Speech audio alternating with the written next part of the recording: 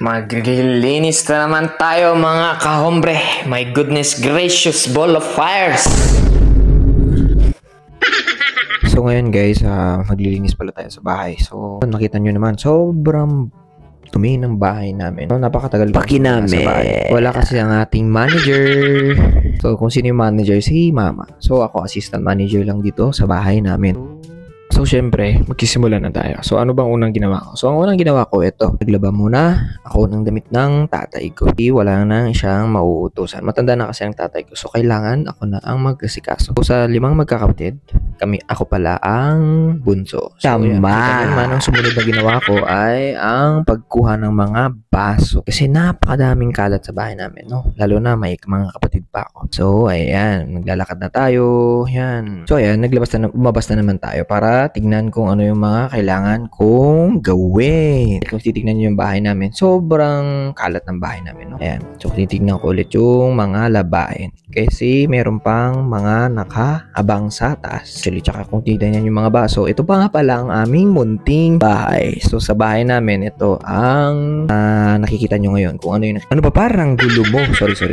Gulo ako. Ito na naman ang susunod. So, meron na naman tayong nakapilang labahin dito sa taas. Gaya nga ng sabi ko kanina, madami tayong gagawin. Kukuha na tayo ng sabon. Pasensya na kayo, nakita niyo yung medyas ko. Sorry. Ayan, kukunin na natin ang sabon. So, tinatago ko pa lang ang sabon namin kasi nauubos agad pag nasa baba. Alam niyo naman, mga kasama ko dito sa bahay, walang masyadong disiplina. So, kailangan kong disiplinahin ang sabon. Napapunta na tayo sa washing machine. Malilinisan ka na. Puta ka. Ayan, okay, diba ang pogi ko? Parang taba papar. Sobrang yan. Paro pogi, diba? Sobrang mat. So, syempre, nakita nyo na ang kamatsuan ko. Yung bilbil ko pa. Pasensya na kayo. Dahil mong sinasabi, let's go. Ito pa. Sunod na tayo. Okay, so ayan. Pinas forward ko na ulit ang paglagay ko ng mga damit na madudumi. Kailangan natin siya malinisan mga par. Let's go. And then next, kusina naman tayo. So, yun. Kailangan ko maglinis ng baso. So, yung mga basong yan nakita ko sa mga kwarto, mga pre. Mga dugiyot sila.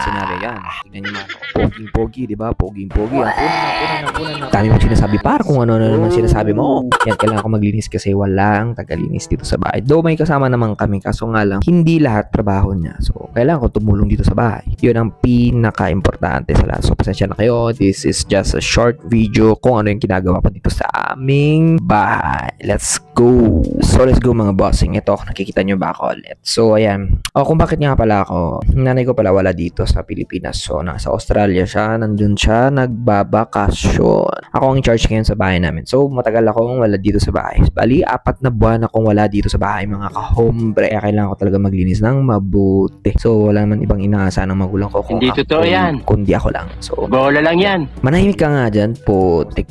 Dito na ako, lumipat na ako ulit sa pwesto. So, natapos ko na nga bala sa baba. Pero hindi pa naman lahat. So, dito lumipas ako sa may walling sa second floor kasi kailangan natin siyang malinisan. Ito kasi maitim yan, guys. Hindi nyo Mas maitim pa sa singit mo. Pero sa totoo, pag nakita nyo yan face to face, nako, sobrang itim po niyan. Kaya kailangan niyang malinisan ng wipes. Yun po yung ginagamit ko. So, pwede kayo mag-order sa Shopee, pwede kayo mag-order sa Lazada, sa TikTok. Yan, para makakuha kayo ng magandang quality. Pwede lang nyo pong kunin yung mga wipes na, pang all surface cleaner. Yun po yung mga ginagamit ko sa aming bahay. So, kung nakikita nyo, ayan. So, meron pa yan sa baba. Madami pa yan actually, guys. So, hindi pa yan tapos. So, napakarami pa kasi kailangan pusin. So, hindi siya madali, guys. So, kailangan mo lang siyang sipagan at yun, magtiis lang. Magiging malinis din yan, guys. So, magiging maputi yan, guys. So, itong bahay kasi kailangan namin i-maintain. Siyempre, kung hindi mo ito i-maintain, magiging dugyot. Bawal ang dugyot dito. Nakakaya naman kung may mga bisita. So, bagong-bago lang kasi itong bahay. So, kaka-construct lang to. Ngayong taon lang. So, kakatapos lang siya. So, kailangan natin i-maintain siya para naman tumagal, di ba? Sayang naman yung perang binaya sa mga nagtrabaho. Sayang. So, ayun na nga. Ito na ang kahuli-huli ang gagawin ko sa araw na ito. Okay, mga hombre, salamat sa panonood. Sana mag-follow kayo for more. Magre-record pa ako ng madaming para malaman nyo din kung ano ba ang magiging buhay ko sa araw-araw. Maraming salamat sa suporta at biyaya. God bless everyone. Thank you.